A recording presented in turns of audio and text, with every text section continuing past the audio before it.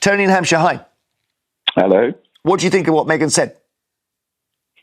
Well, I think it's based on fact, and I think that before any criticism of her and to tell her, get off social media, ignore it. I mean, let's remember that she always had a social media presence way before she was part of the royal family, which was used for actually, I think, a lot of positivity, women's rights and all that kind of stuff. So she was already established on social media.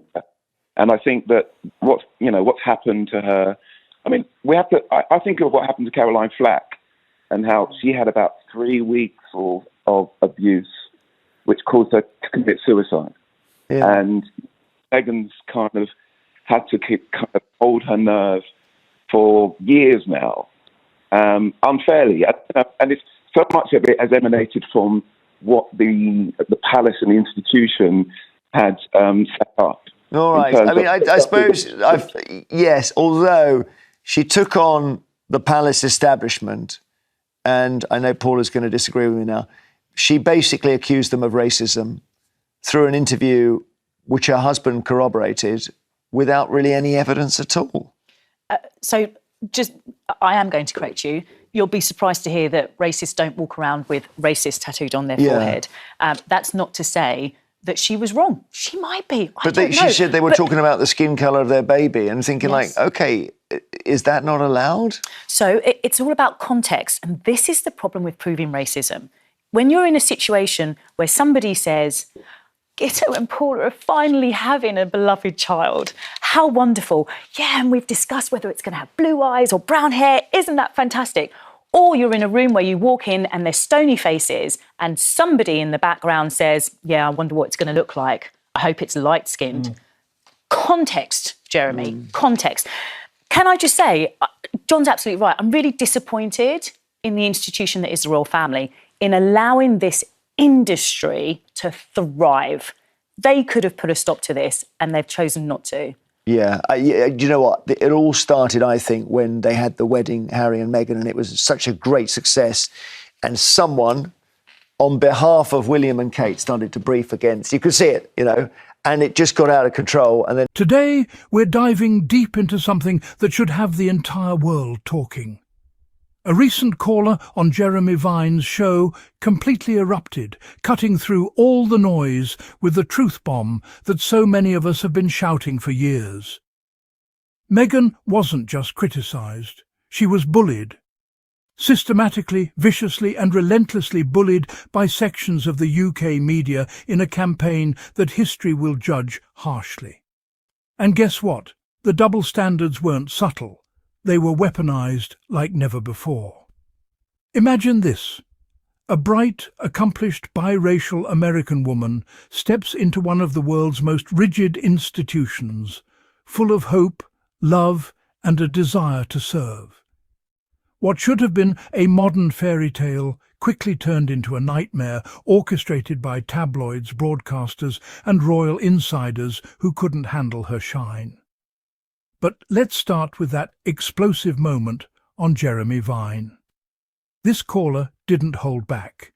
He laid it out crystal clear. Meghan, the Duchess of Sussex, faced a coordinated assault that went way beyond fair commentary. It was personal, it was obsessive, and it nearly broke her. But here's the thing that makes my blood boil every time. While they hounded her, the same media praised Kate Middleton for doing almost identical things. Heels? Meghan gets slammed as trying too hard.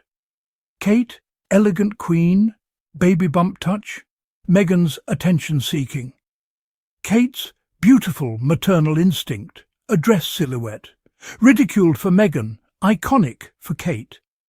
This wasn't journalism, this was an industrial hate machine dressed up as entertainment. Friends, search the internet high and low.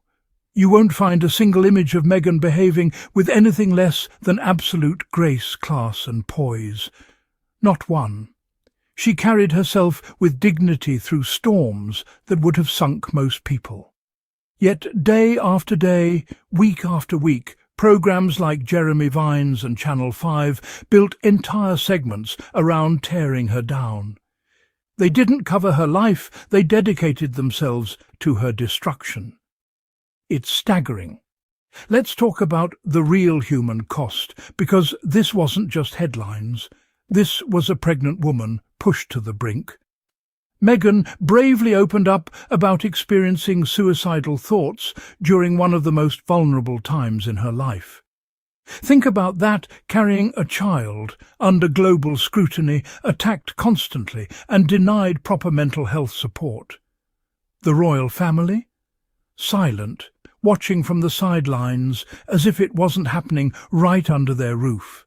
Never complain, never explain.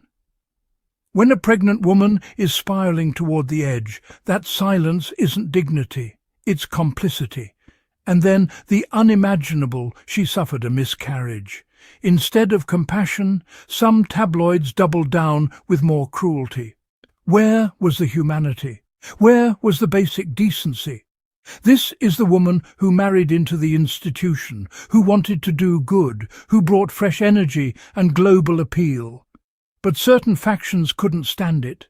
They built her up only to tear her down harder. Thankfully, not everyone stayed silent. In 2019, 72 members of Parliament, yes, 72 elected officials, felt compelled to write a formal letter of support for Meghan. They saw the abuse for what it was: grotesque, relentless, and dangerous. These weren't random online trolls. These were people in power acknowledging that the media's treatment had crossed every line. Yet the royals said nothing. The institution that should have protected her offered zero public backing. It's a failure that demands answers they still haven't given. But here's where the story gets truly inspiring, and why we love Harry and Meghan so much on this channel. The fire they lit to consume her. It forged her into something stronger, brighter, and more luminous than ever before. Meghan didn't crumble. She rose. She and Harry made the brave decision to step back, protect their family, and build a life on their own terms in California. They refused to let the bullies define them. Look at her now, still graceful, still advocating for causes close to her heart: women's empowerment, mental health, racial justice. Still an incredible mother and partner to Prince Harry, who's been her rock through it all. Harry, who saw the parallels to what his own mother, Princess Diana, endured and said, "Not this time, not with my wife." Their love story isn't just romantic, it's defiant. It's proof that real partnership means standing together against the storm. The double standards are so blatant they're almost comical if they weren't so damaging. Remember the avocado toast saga. Meghan's breakfast choice became a national controversy, painted as wasteful or tone-deaf. Meanwhile, other royals get glowing pieces for similar lifestyle choices. Or her guest editing British Vogue, a powerful platform highlighting incredible women making change. Some critics twisted even that into negativity. A wedding that should have been pure joy, scrutinized down to every flower and guest, every gesture analysed under a microscope that somehow never focused on others with the same intensity. This wasn't about accountability. Criticism targets actions, bullying targets the person, and what happened to Meghan was deeply personal, coordinated, obsessive. Some outlets turned her very existence into clickbait. She breathes headline, she smiles headline, she launches a project headline, she steps back to focus on family, still a headline. It's an outrage economy, and Meghan was their golden goose for generating controversy. But they underestimated her. They expected her to fade away. Instead, she's thriving.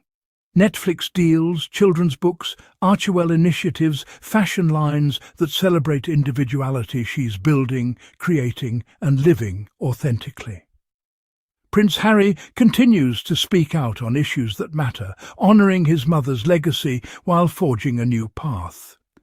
Together, they're showing the world what resilience looks like. The woman they tried to break, she's unbreakable. And let's address the gaslighting still happening today. Some critics want us to forget the headlines, the segments, the daily attacks. They rewrite history as just normal royal scrutiny. But the internet remembers. The clips are still there. The articles exist. The 72 MP's letter is documented fact. You can't delete truth just because it's inconvenient now. Why does this matter so much? Because this isn't just about one couple. It's about media ethics, mental health awareness, institutional accountability, and basic human compassion. If we say mental health matters, it has to matter for everyone, even a duchess who dared to be different, biracial, independent, and unapologetically herself. Compassion can't be selective. Empathy isn't a light switch you flip based on tabloid narratives. Harry and Meghan's story exposes the rot in parts of the British media machine. A machine that protected its own while attacking an outsider. A machine that still churns out negativity years after they stepped back. Why the obsession?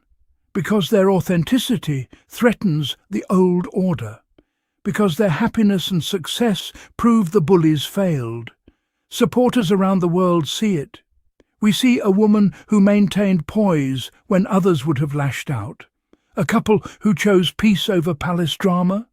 A family prioritizing love, privacy for their children, and positive impact. That's why movements like this channel exist, to counter the hate with facts, admiration, and celebration. Meghan's journey from that dark place to this empowered chapter is nothing short of magnificent. The suicidal ideation, the loss, the isolation, she turned pain into purpose. She's as ever Meghan, but renewed, polished by the fire, and utterly undefeated. And Prince Harry? Standing tall beside her, protecting his family with the same courage he showed in service. This is what real strength looks like. Not the stiff upper lip of institutions that failed her, but the quiet armour of someone who chooses to rise anyway. Never complain, never explain. Meghan wears that silence like armour now, while her actions speak louder than any tabloid ever could. To every critic still peddling the same tired narratives, the world has moved on. Harry and Meghan have moved on. Their light continues to shine brighter, inspiring millions who see through the double standards and the coordinated campaigns. If you're watching this and you've ever felt bullied, targeted, or held to impossible standards, let Meghan's story remind you. The fire forges the strongest steel. You can rise too. Surround yourself with love, set boundaries, and keep building your own path. What do you think? Was the caller on Jeremy Vine spot on? Have you noticed the insane double standards in the coverage of Meghan versus others? Drop your thoughts in the comments below. I read every single one, and this community is strongest when we stand together. If you believe in defending Harry and Meghan against the smears, supporting their truth, and calling out media hypocrisy, smash that like button, share this video with fellow supporters, and subscribe for more content just like this. We're in this fight for the long haul together. New videos drop regularly, so turn on notifications and join the family. Thank you for being here. Stay strong, stay kind, and remember, the truth always rises, just like Meghan. As ever, Meghan. See you in the next one.